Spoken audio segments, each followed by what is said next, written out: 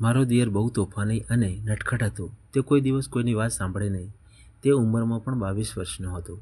હું લગ્ન કરીને આવી ત્યારે મારા પતિ હર્ષ કરતાં મારો દિયર માનવ એ મારી સાથે બેસવાનું બહુ મન રાખતો અને મજાક તો બધા ગામની કરતો અને અમુક સમયે તો મને કહે, લો ભાભી તાળી, કેવી વાત લાગી. હું પણ હસીને ખુશ થઈ જતી. મને પણ તેની જોડે સારું ફાવતું. હર્ષ તો નોકરીએ જાય અને સાંજે ઘેર આવે. પછી અમે બધા સાથે બેસીને જમતા. માનવ શું કહેતો ખબર છે? હું તો મારા ભાભીની પાસે જ જમવા બેસીશ, મોટા ભાઈ તમે બાજુમાં બેસો. અને હર્ષ તેની વાતનું માન પણ આપતા અને તે હસીને કહેતા કે લે ભાઈ તું બેસ તારી ભાભી જોડે, બહુ જ તોફાની છે તું. ના, મારા ભાભી એટલા સુંદર છે કે તેમને છોડીને બીજે બેસવાનું મન જ થતું નથી. ત્યારે અમે બધા કકડીને હસી પડ્યા. મેં પણ માનવનો કાન પકડ્યો અને કહ્યું, બહુ તોફાની છો તમે. જમતી વખતે અમુક સમયે તેનો પગ મને અડી જતો એટલે હું તેની સામે પણ જોતી, પણ તેને કંઈ જ ખબર નથી એવું નાટક કરતો. હું પણ તેને ખુશ રાખવા મારો પગ તેના નજીક લઈ જતી અને તે હસી પડતો.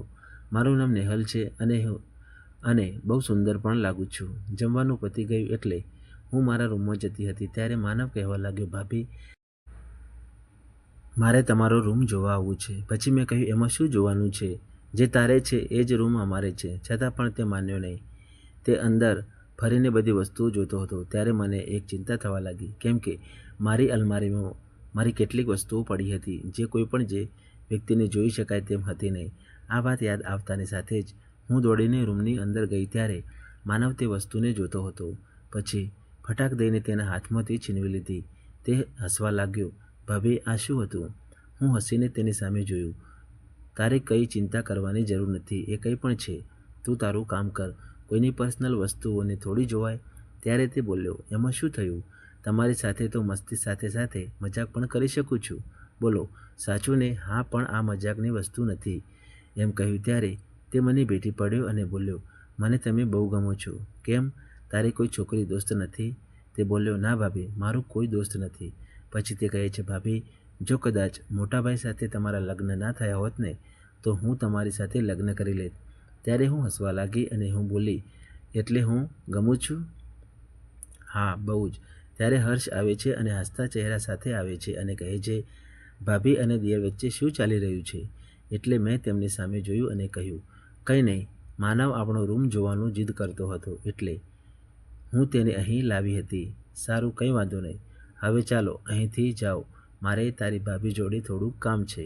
પછી તું એને મળી લેજે. માનવ નિરાશ થઈને બહાર જવા જઈ રહ્યો હતો ત્યારે તેનો ચહેરો ઉતરી ગયો હતો. હું તેની આંખોમાં કંઈક અલગ વસ્તુ જોઈ રહી હતી. તે મારા વિશે શું વિચારી રહ્યો છે તે વાતને હું સમજી શકતી નહોતી. તે બહાર ગયો એ પણ મને ગમ્યું નહીં. શું મારા મનમાં તેના વિશે કંઈ હશે ખરું? એવું ના હોઈ શકે. ત્યારે હર્ષ મારી આંખ આગળ હાથ ગુમાવીને બોલ્યો, શું થયું? ક્યાં ખોવાઈ ગયા? તો પણ મને ભાન હતું નહીં. તેમને મારો હાથ પકડીને હલાવી પછી હું બોલી, અરે હર્ષ સોરી, હું બીજી વાતમાં ખોવાઈ ગઈ હતી. બોલો શું કહેતા હતા? એક વાત કહું નેહલ, તમે આજે બહુ જ સુંદર લાગો છો. તરત જ મને માનવ યાદ આવી ગયો. તે પણ મારી પ્રશંસા કરતો હતો. શું તે મને પસંદ તો કરવા લાગ્યો નથી ને? સવાર પડતાની સાથે માનવ નાસ્તાના ટેબલ ઉપર મારી રાહ જોઈ રહ્યો હતો અને બોલ્યો, ભાભી જલ્દી નાસ્તો આપો, બહુ ભૂખ લાગી છે. ત્યારે મેં તેને કહ્યું, હમણાં લાવી, તું થોડી વાટ જો. ભાભી એ તો ઉપાધિ છે, વાટ જોવાય એવું નથી. બહુ ભૂખ લાગી છે તો એક કામ કર, લે મને ખાઈ લે. ભાભી તમે મને મોકો આપો તો પછી તમને પણ ખાઈ લઈશ.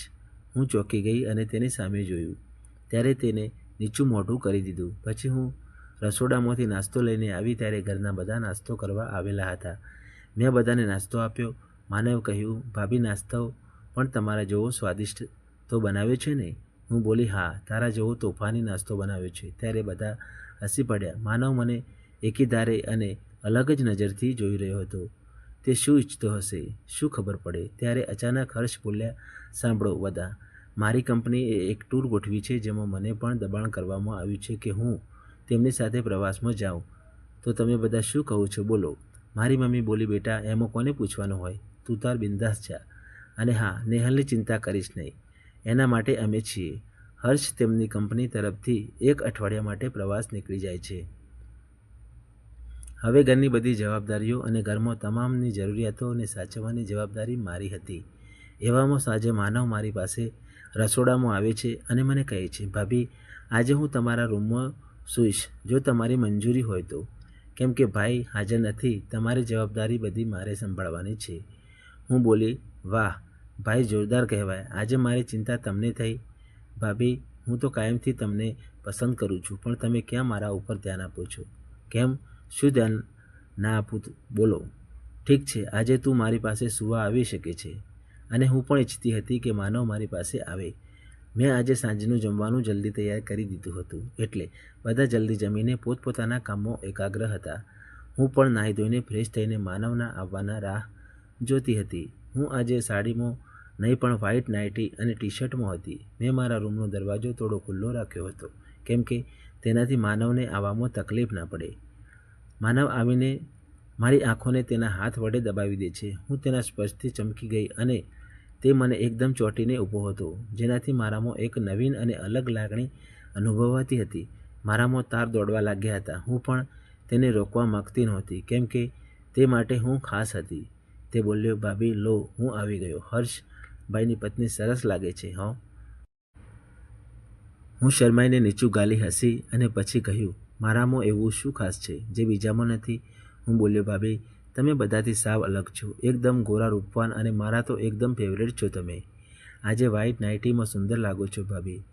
એક વાત કહું, ખોટું ના લગાડતા. ભાઈ તમને ખુશ રાખે છે? હા, કેમ નહીં?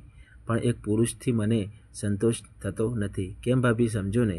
મતલબ તારા ભાઈ એકલા મારું પૂરું કરી શકતા નથી. શું વાત કરો છો? બોલો, તમારે શું જોઈએ છે? હું લાવી આપું. અરે એમ નહીં, તું સમજો નહીં. તો શું? એક સ્ત્રીને જે સુખ જોઈએ એ પતિ દ્વારા પૂરું મળતું નથી. ભાભી, તમે એટલા સરસ છો કે કોઈ પણ પુરુષનું મન લલચાઈ જાય. કેમ, શું ખાસ છે? નીચેથી ઉપર સુધી સુંદર છો. તું મને ક્યારનો પસંદ કરે છે? જ્યારથી તમે આ ઘરમાં આવ્યા છો ત્યારથી હું તમને પામવા માગું છું.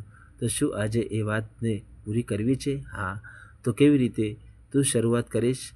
તું ક્યારેય કોઈની જોડે ગયો છે ખરા? ના ભાભી, એ તો સમસ્યા છે. ભાઈ, અને તમે કેવી રીતે શરૂઆત કરતા? તારા ભાઈ હર્ષને પણ મેં જ સમજણ આપી હતી. અરે વાહ ભાભી, તમે તો એકદમ હોશિયાર છો. તો પહેલાં મારે શું કરવું પડશે? જો માનવ, તું હવે વાતો કરવાનું બંધ કર. ટાઈમ વધતો જાય છે. સવારે મારે વહેલા ઉઠીને ઘરના કામકાજ કરવાના છે. ભાભી, એક વાત કહું, જ્યારથી મેં તમને જોયા છે તે દિવસ આ એક પલ રાહ જોઈને બેઠો છું. તો પછી કોની રાહ જોઈ રહ્યો છે? માનવની વાતો સાંભળીને મારી ધીરજ તૂટવા લાગી હતી. તે ક્યારે મને એ મુકામ સુધી પહોંચાડે જેની હું પણ ક્યારની રાહ જોઉં છું. પછી તેને મને કમરમાંથી પકડીને તેના નજીક લઈ જાય છે અને હું પણ તેને મદદ કરવા લાગી. તેના મરીનનો આકાર બદલાવા લાગ્યો હતો. તે મને ખબર પડવા લાગી હતી. ભાભીએ મને કહ્યું, તું બરાબર દિશામાં જઈ રહ્યો છે. કંઈ પણ ભૂલ હશે તો હું તને કહીશ. જ્યારે મારા બગીચાનો દરવાજો ખોલ્યો ત્યારે તે બહુ ખુશ થઈ ગયો.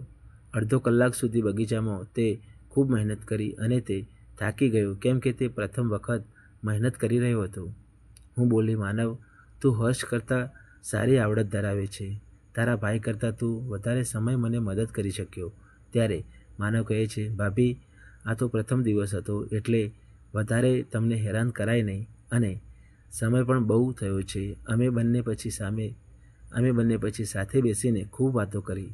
હું બોલી, જો માનવ, તું જ્યારે પણ ઈચ્છે ત્યારે મારી જોડે આવીને આવી રીતે ટાઈમ પસાર કરી શકે છે. અને જ્યારે હર્ષ કોઈપણ કામકાજ માટે બજાર જાય ત્યારે આપણે બંને સાથે મળીને ખૂબ આનંદની વાતો અને મજા કરીશું. હા ભાભી, આજે તમે મને તમારી સાથે કામ કરવાનો મોકો આપ્યો છે એ તો હું જિંદગીમાં ભૂલું એમ નથી. બસ હવે, ભાભીએ મને કહ્યું, માનવ, હવે તમે અહીંથી જલ્દી નીકળી જાઓ, નહીંતર કોઈક ભૂલથી પણ આપણને સાથે જોઈ જશે તો ઉપાધિ આવી જશે. હું ફરી ભાભીને ભેટી પડ્યો અને કહ્યું, ભાભી, હવે મને ક્યારેય આવી રીતે તમે મહેનત કરવાનો મોકો આપશો? ગમે ત્યારે તું તારે આવજે, દરવાજા તારા માટે ખુલ્લા રહેશે. હું ખુશ થઈને ત્યાંથી જતો રહ્યો અને આમ રોજ હર્ષભાઈની ગેરહાજરી હોય ત્યારે ભાભી મને થોડા દિવસ પહેલાં જણાવી દેતા અને અમે ખૂબ મોજ કરતા. મિત્રો, તમને વાર્તા ગમી હોય તો સબસ્ક્રાઈબ કરીને જજો અને સાથે લાઈક પણ કરજો. અમે તમારા માટે નવી વાર્તાઓ લાવતા રહીશું. આભાર.